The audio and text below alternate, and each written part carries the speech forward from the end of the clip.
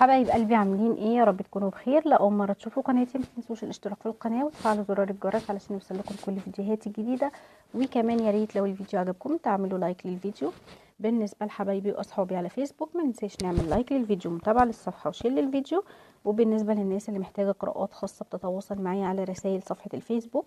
بالنسبه لليوتيوب هتلاقوا لينك صفحه الفيسبوك مثبت في قسم المنتدى عند يعني في قناه اليوتيوب. اوكي طيب.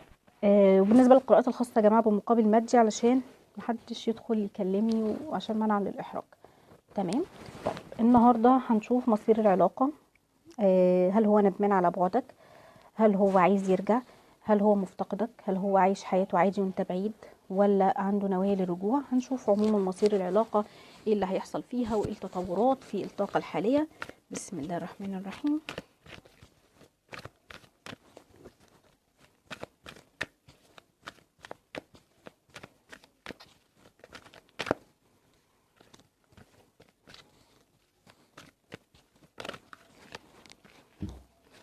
بسم الله.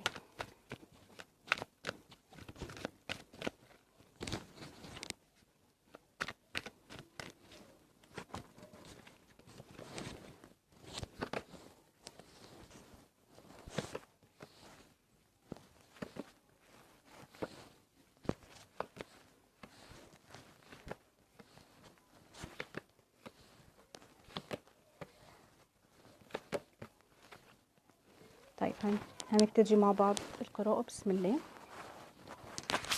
طيب شايفة ان في حد متدخل في العلاقة دي او في طرف بيحاول ان هو يصلح العلاقة دي، او يعني حد بيحاول ان هو يتدخل بالخير في العلاقة. شايفة في طرف متدخل يعني بيحاول الصلح، ممكن يكون من طرفك او من طرفه. شايفة في تحديات او في تحدي كبير جدا في العلاقة دي. شايفة ان هو الشخص ده عايز يشتغل على نفسه، عايز يصلح من نفسه، عايز يكون احسن. عايز يصلح من حال العلاقة، عايز يتحدى الظروف اللي وقفت ما بينك وما بينه. شايفة عنده طاقة تحدي شوية الفترة دي، او عنده قوة، او عنده يعني ثقة بنفسه اكتر، وعايز يتحدى وعايز يقف في وش الظروف او في وش اللي واقف ما بينك وما بينه. شايفة ان في نية كبيرة جدا عند الشخص ده ان هو يصلح اللي كسره. شايفة ان هو حاسس ان هو ظلمك، حاسس ان هو جه عليك، عايز يديلك حقك.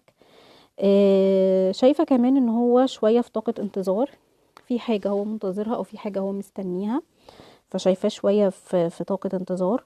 آم، يعني في حاجة مستنيها علشان ياخد الخطوة ناحيتك. طيب الشخص ده بينه وبين نفسه عرف قد ايه انت كنت بتحبه، وابتدى يقدر كل اللي انت كنت بتعمله علشانه، عشان ممكن هو ما كانش حاسس بقيمتك او ما كانش حاسس باللي انت بتعمله، فابتدى يقدر كل اللي انت بتعمله معاه. وعرف يعني ايه انسان بيحبه بجد، عرف يعني ايه انسان بيحتويه. وشايفة ان حياته بقت فاضية جدا من غيرك، بقى مفتقدك بصورة كبيرة جدا. حياته يعني فيها حاجات كتيرة جدا ناقصاها وانت مش موجود، لان انت كمان بطلت ان انت تدي اهتمام، وبطلت ان انت تدي حب زي الاول. لان انا شايفة ان انت عملت كل حاجة علشان العلاقة، شايفة ان انت عملت اللي عليك ويمكن زيادة كمان شوية. وللأسف مفيش اي تقدير لكل اللي انت عملته. يعني انت اديت حب وحنان واحتواء وتضحيات وتنازلات، وشايف ان مفيش اي تقدير للي انت قمت بيه او اللي انت قدمته. لكن انت لسه بتحبه، المشاعر موجودة، لسه بتحبه ومشاعرك ما اتغيرتش بالرغم من ان الشخص ده بيعاملك بطريقة سيئة. شايفة برضو ان انت عندك استعداد ان انت تنجح العلاقة دي. آم، ولسه يعني انت بينك وبين نفسك بتقول انا مش هقدم تضحيات تاني، لكن انت بينك وبين نفسك يعني عندك استعداد لو هو جالك ان انت تقدم تضحيات تانية وتتنازل. بس انت يعني شايف ان التنازلات انت ما عندك، يعني انت من جواك ما عندكش مانع ان انت تتنازل وتضحي علشانه، بس انت شايف ان العطاء زيادة عن اللزوم اللي انت اديتهوله خلت الشخص ده يستغلك او يستغل ضعفك او يحس ان انت ضعيف قدامه. تمام. طيب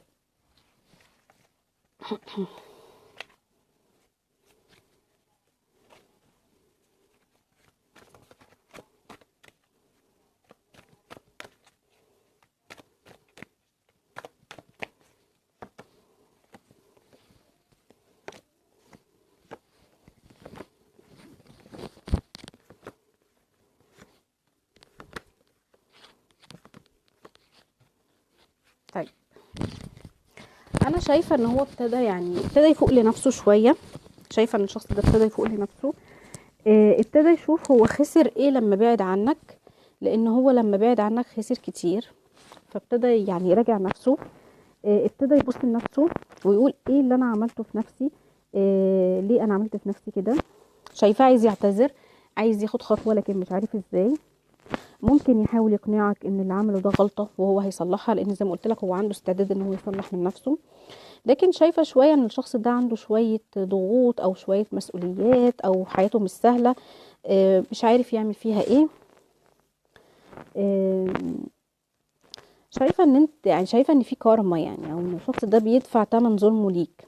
وشايفاه ان هو مجروح جدا وتعبان جدا، وهو بعيد عنك وتفكيره مشتت ومش عارف هو عايز ايه، ومش عارف يوصل اللي هو عايزه ازاي، ومش عارف يسامح نفسه. فشايفه ان الكارما اشتغلت معاه شويه، اشتغلت معاه كمان نفسيا بصوره كبيره. تمام. شايفاه بيعاتب نفسه وبيلوم نفسه على اللي حصل ما بينك وما بينه، على اللي عمله معاك، متأثر جدا نفسيا وحاسس بالذنب. والاحساس بالذنب ده يعني مش عايز يروح من باله. تمام. كمان هو عنده حيرة، يعني مش عارف ياخد قرار. بينه وبين نفسه بيقول لو اعتذر يا ترى ايه هيكون رد فعلك، هل هتقبل اعتذاره.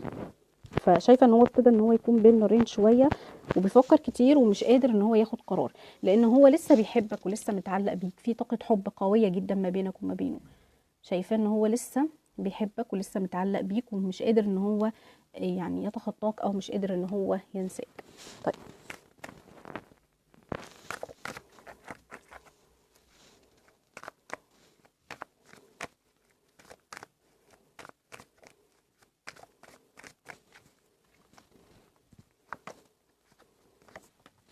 اوكي ماشي حلو. اوكي ماشي حلو. يعني احساسه بالذنب دي حاجه حلوه في حد ذاتها. طيب هو حاسس ان الظروف اللي حواليه او المسؤوليات او العقبات آم، هي اللي واقفه ما بينك وما بينه، وحاسس ان الدنيا بتبوظ اكتر بسبب اذيته وظلمه ليك. زي ما قلت لك هو حاسس ان هو بيدفع ثمن اذيته ليك.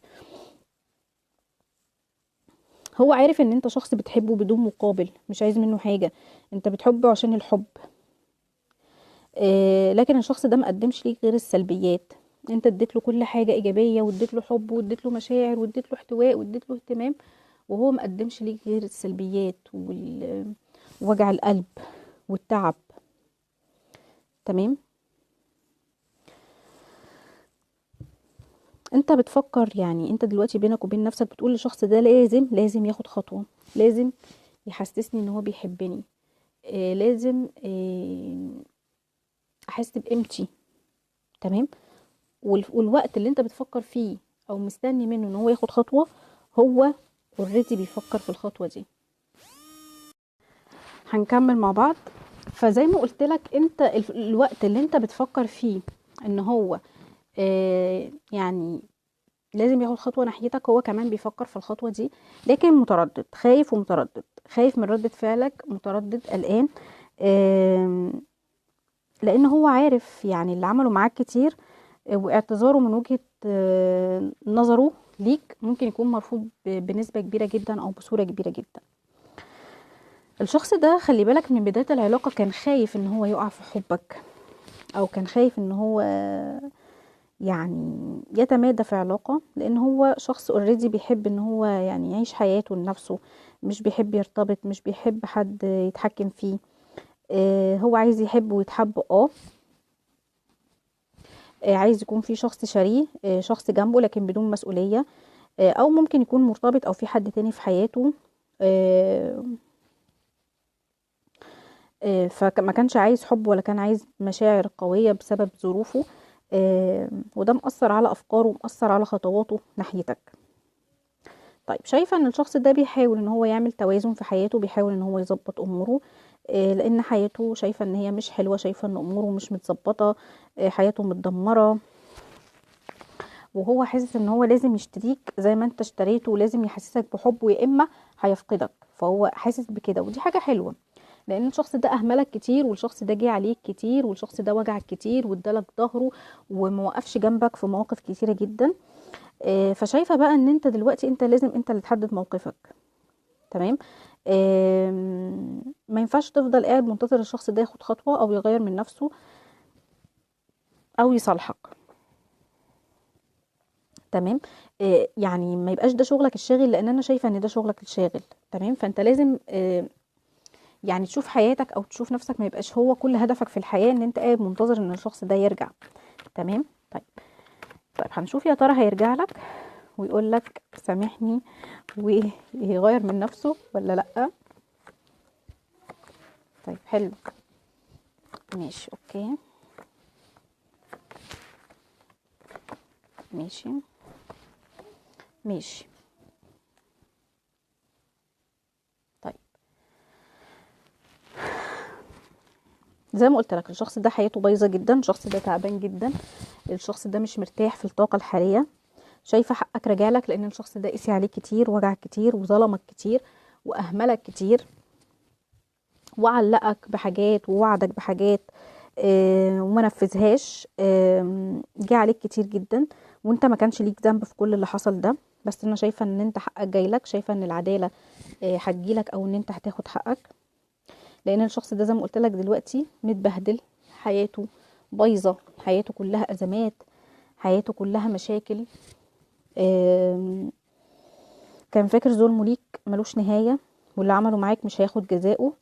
ما كانش عامل حسابه ان كل حاجه عملها هيدفع ثمنها، لكن هيبتدي ان هو يدفع الثمن. شايفه ان هو ابتدى ان هو يحن لك، ابتدى يفكر فيك، هيحاول يتواصل معاك، وشايفه ان هو كمان هيكون ملح جدا في الخطوه دي. لان هو عايز يصفي الامور معاك. واكتشف انه يعني ظلمه ليك، او ان كل المشاكل اللي حاصله له في حياته بسبب ظلمه ليك، وهو اللي اثر على حياته دلوقتي. فشايفاه ان هو ابتدى يلوم نفسه، وعايز ياخد موقف تجاهك. عايز ياخد خطوه، لان هو عارف ومتاكد من جواه ان هو لو صالحك ان الدنيا هتتغير معاه، وحياته هتكون احسن، ووضعه هيكون احسن.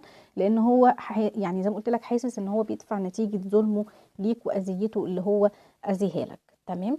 طيب حبايبي، دي كانت قراءتنا النهارده. اتمنى يا رب انها تكون عجبتكم. يا ريت لو الفيديو عجبكم ما تنسونيش في لايك وشير وكومنت حلو، وباي باي.